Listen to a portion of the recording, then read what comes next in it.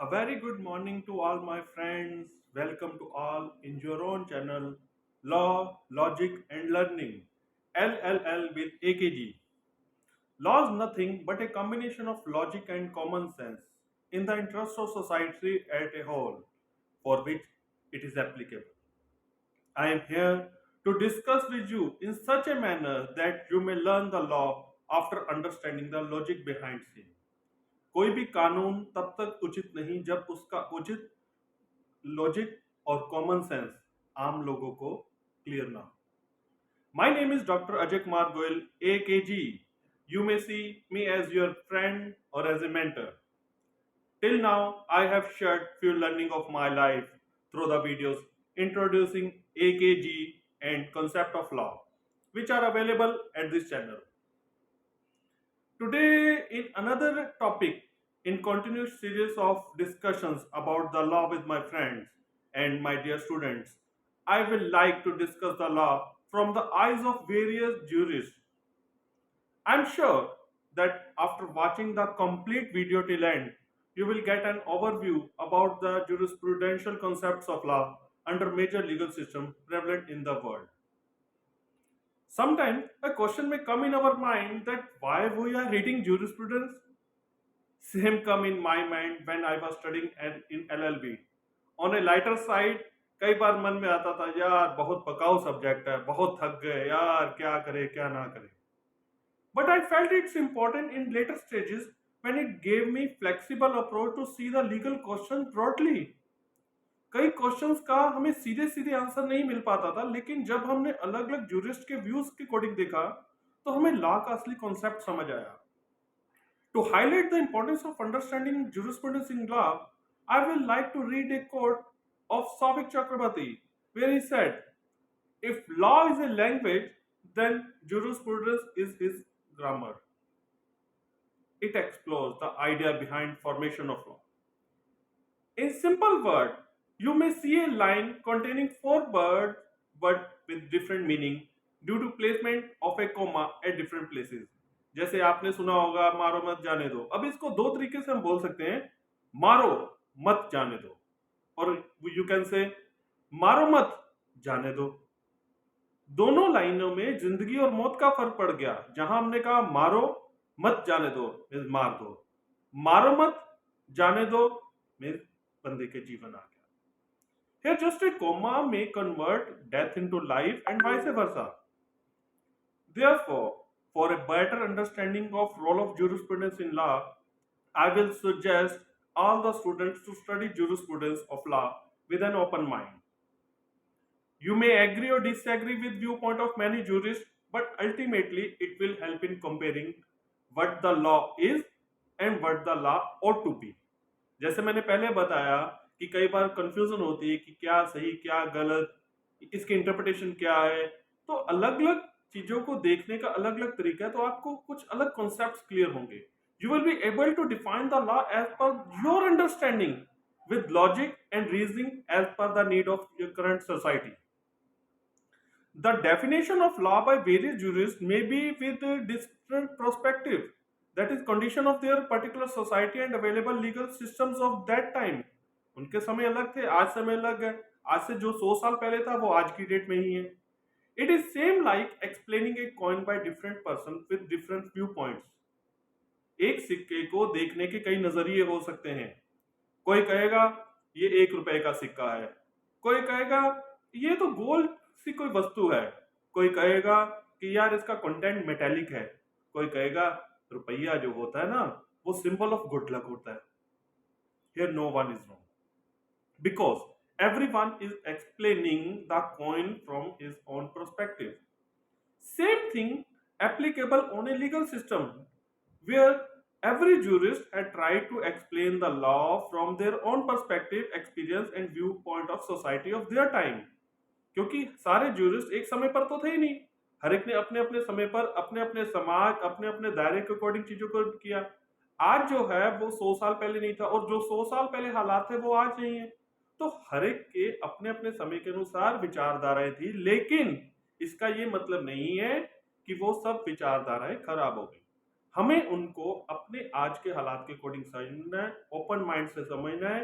If you study their view points with an open mind, मैं फिर वही कहूंगा, आपको बिल्कुल खुले मन से उनको पढ़ना है, उनको समझना है। It will provide an option to define the law with various approaches. आपको बहुत सारे नजरिए नजर आएंगे। नजर एक हो सकती है लेकिन नजरिए अलग अलग हो सकते हैं। वही चीज आपको अच्छी लगती है, थोड़ी देर बाद वही चीज बुरी लगनी शुरू हो जाती है। केवल अंतर किसका होता है? नजरिए का। It will provide us a capacity to analyze the available law logically and by using common sense for further application in such a manner that it may benefit the majority of people of the current society for which the law is going to be applicable. सबका एक ही मत होता है कि समाज के लिए काम करना, समाज को किस तरह से स्मूथली रन किया जाए, सबका एक ही मत है। लेकिन देखने का नजरिया अलग हो सकता है, इसलिए आपको केवल समझना है उन वो कहना क्या चाहते हैं, उसके बाद अपने लॉजिक अपने कॉमन सेंस से उसको आपको एनालाइज करना है। तभी आप ज्यूरिस्प्रूडेंस को बहुत ही एक एनर्जी वाला और बहुत ही एक, जब आप ज्यूरिस्प्रूडेंस पढ़ के निकलोगे बाहर तो आपको समझ लगेगा असली कानून क्या है। बिना ज्यूरिस को देखे हुए पढ़े हुए आपको लॉ की एक्चुअल डेफिनेशन पता ही नहीं लग सकती।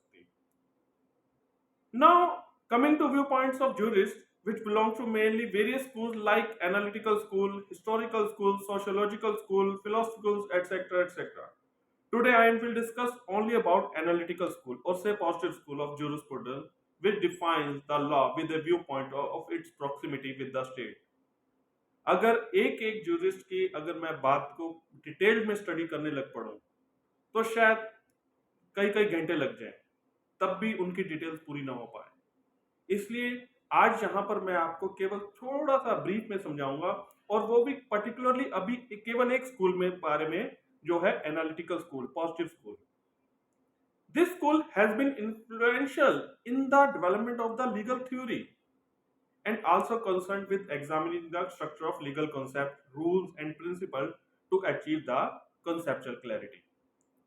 तो सबसे पहले मैं बात करूंगा जर्मे बेंथम जी की। He is treated as the father of jurisprudence. He viewed the law with two aspects. First, law as a command of sovereign, and second, law as an outcome of morality. उन्होंने एक तो ये कहा कि बस राजा का आदेश ही सब कुछ है, और दूसरा ये कह दिया कि मोरालिटी के ऊपर कानून निर्भर होना चाहिए। He founded the principle of utility where nature has placed mankind under the governance of two sovereign masters, pain and pleasure, bad and good. उन्होंने हर एक चीज को दो नजरिए से देखा, बैड और गुड या पेन एंड प्लेयर कहिए। According to the morality and legislation should be based on the principle of the greatest happiness for the greatest number by reward और पनिशमेंट। तो उसी गुड और बैड के तहत रिवार्ड और पनिशमेंट भी डिसाइड करने के लिए उन्होंने कहा। He used the term sanction or enforcement of obedience for conditional good as well as conditional evil, which means that the punishment for any act of pain should be in such a manner that it may provide pleasure to the maximum people. Another thing about Bentham is that he distinguished the political society from natural society by saying that when number of persons are supposed to be in habit of paying obedience to a person, such person altogether are said to be in state of a political society.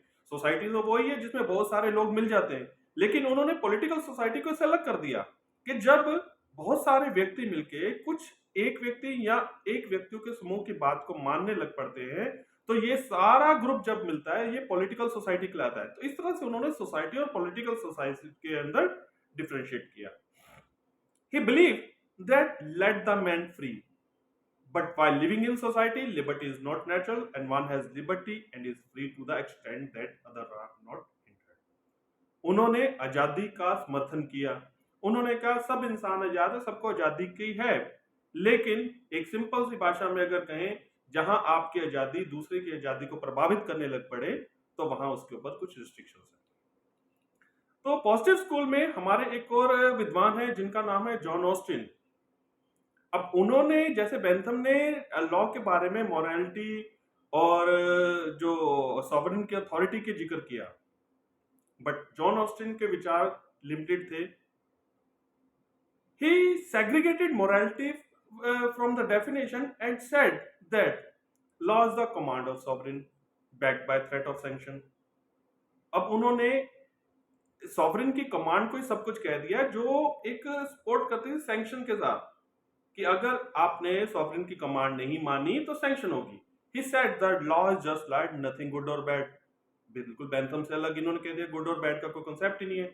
Law describe duties on the political inferior person by another political superior person that is sovereign, disobey which attract sanction. वही बात कि अगर आप sovereign की बात नहीं मानोगे तो आपको सैंक्शन का सामना करना पड़ेगा. अब the sovereign is an individual or body of that receives habitual obedience but does not habitually obey any other authority. अब यहां पर ये क्लियर नहीं, अब यहां पर ये हो रहा है कि अब सॉवरेन कौन है. अब यहां पर सॉवरेन से तो ये लग रहा है कि उसके सारे सब जिन्हें बात माने लेकिन वो किसी की बात ना माने, वो किसी के अंडर नहीं है. According to Austin, law comes in existence only after formal creation by legislation. Thus, no custom is law until it has been recognized by state. उन्होंने custom को भी कोई value नहीं दी. In brief, the definition of Austin constrains a combination of authority, command, duty and sanction. में चार चीजें आ गई. एक तो authority आ गई sovereign की, command आ गई sovereign की, duties आ गई sovereign द्वारा जो उसके political inferior person है, और अगर ये पॉलिटिकल इंफीरियर पर्सन नहीं मानते उस ड्यूटी को तो सैंक्शंस हैं जो पॉलिटिकल सुपीरियर पर्सन का. It's true that state owns the duty to create a set of norm to regulate the society and definition by Austin is near to that, but it has also been criticised by jurist. Austin has ignored the duty of state to take care the welfare of society. अब Austin की परिभाषा में केवल आ जाता है कि जहां sovereign का आदेश है वही सब कुछ है. इसमें वेलफेयर ऑफ सोसाइटी कहां गया. Holland said that law is a set of rules to regulate social relations. यहां सोशल रिलेशंस के बारे में कोई जिक्र नहीं है ऑस्टिन के में. Salmond defined law as body of principle of administrate justice. यहां जस्टिस की कोई बात नहीं है.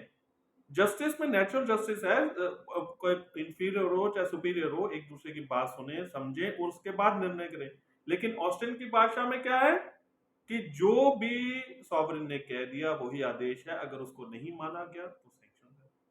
The definition by law by Austin has been criticised as he ignored customs traditions and other practices. Austin theory is beyond constitutional system where constitution is supreme authority. अगर India के case में देखें यहाँ पर हमारा संविधान है जो ग्रैंड नॉर्म है सभी कानूनों का, लेकिन ऑस्टिन के सिद्धांत में संविधान कहाँ है. वहां तो एक सॉवरेन है, उसने आदेश दिया, अगर उसके आदेश को नहीं माना गया तो पनिशमेंट है. तो एक तरह से कॉन्स्टिट्यूशनल सिस्टम के बिल्कुल विपरीत चीजें हैं. Now third part of positive school is H L A Hart. He took the law as system of social rules.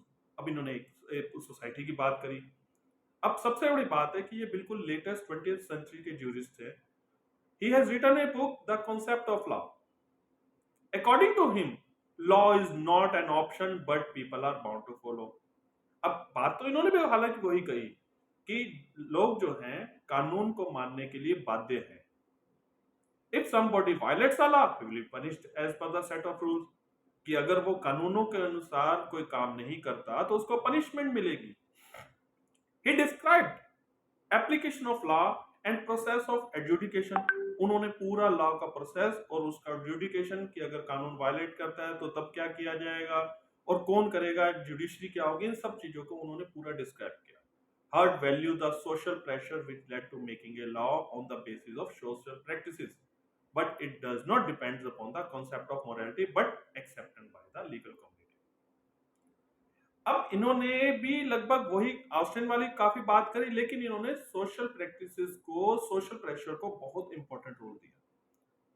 He conceptualizes his conceptual legal system involves a complex interplay of primary and secondary rules. उन्होंने कानून को दो हिस्सों में बांटा, primary rule और secondary rule. और एक और चीज थी सोशल एक्सेप्टेंस.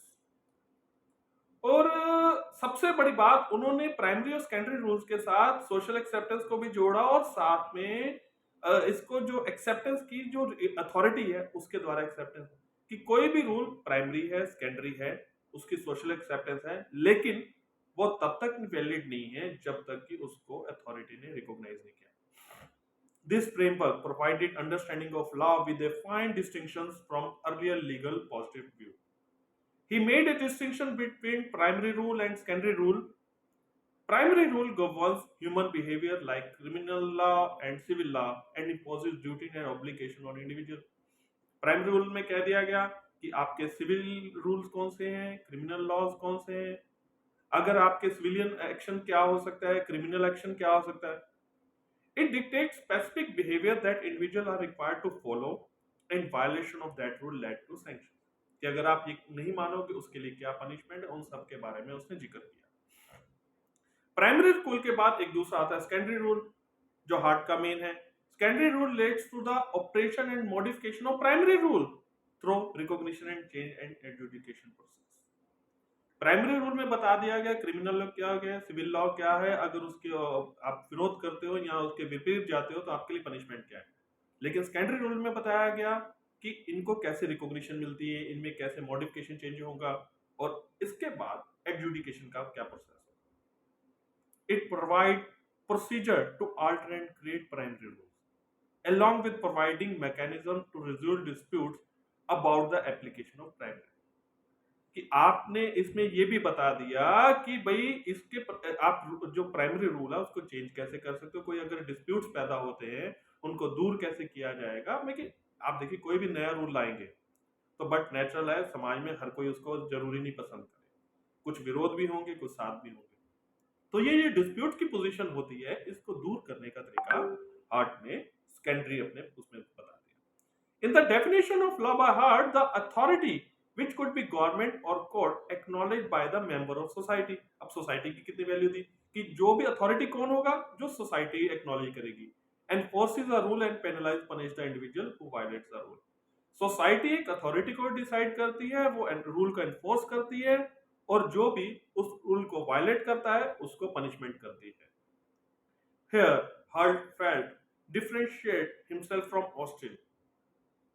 ऑस्टिन से उसने आपको थोड़ा सा डिफरेंट कर दिया by providing important place to social elements in law and legal system. कि आपने ऑस्टिन के सिद्धांत में क्या था, केवल सॉवरेन, कि सॉवरेन ने जो कह दिया वही आदेश है, अगर उसको नहीं माना गया तो पनिशमेंट है. लेकिन यहां पर हार्ट ने अपने आप को ऑस्टिन से थोड़ा सा अलग किया, उसने सोसाइटी की वैल्यू दी कि सोसाइटी एक अथॉरिटी को डिफाइन करती है, वही अथॉरिटी डिफाइन करती है क्या कानून होगा और उसको कानून को वायलेशन पर क्या सजा होगी. तो सोसाइटी का बहुत अहम रोल है. In brief, Hart's concept of law introduces a sophisticated understanding of legal system, emphasizing the interplay between primary and secondary rule, social recognition, and the role of authority. His work represents a significant evolution of legal positivism, providing a more nuanced and comprehensive framework for understanding the nature of law. तो heart की definition जानने के बाद हमें law के बारे में true concept नजर आया कि जैसे आज की डेट में हमारे देश में भी है कि समाज का क्या रोल है. जैसे हमारे संविधान में कहा कि संविधान हम लोगों ने हमारे लिए अपने लिए बनाया, तो हमारी जो पार्लियामेंट सिस्टम है उसमें हमारे रिप्रेजेंटेटिव है, उनके पास पावर है उसको एडिटिंग करने की भी, अमेंडमेंट भी करने की, कॉन्स्टिट्यूशन अमेंडमेंट कर सकते हैं. तो ये सब कुछ समाज ने किया, समाज ने एक संविधान बनाया और संविधान के तहत सरकार है, सरकार के अगर कुछ ताकत है तो उनकी रिस्पॉन्सिबिलिटीज भी हैं, सामाजिक वेलफेयर भी उनका एक आ जाता है. तो हार्ट का सिद्धांत कहीं ना कहीं हमारे अगर देखा जाए तो आज के सिद्धांत के काफी पास में. So that's all for today. My next video for remaining schools of law will come soon. Thank you for watching the video. Your motivation and your support as always. If you like the video, please subscribe the channel and share with your friend. Being a lifelong learner, I need your suggestions for improvement and further topics for the upcoming videos. To discuss any doubt or for any legal topic or for any suggestion, you may WhatsApp me your text message at my mobile number 8700251176. I'm again repeating 8700251176. Best of luck. Love you all. Jai Hind. Vande Mataram. Thank you.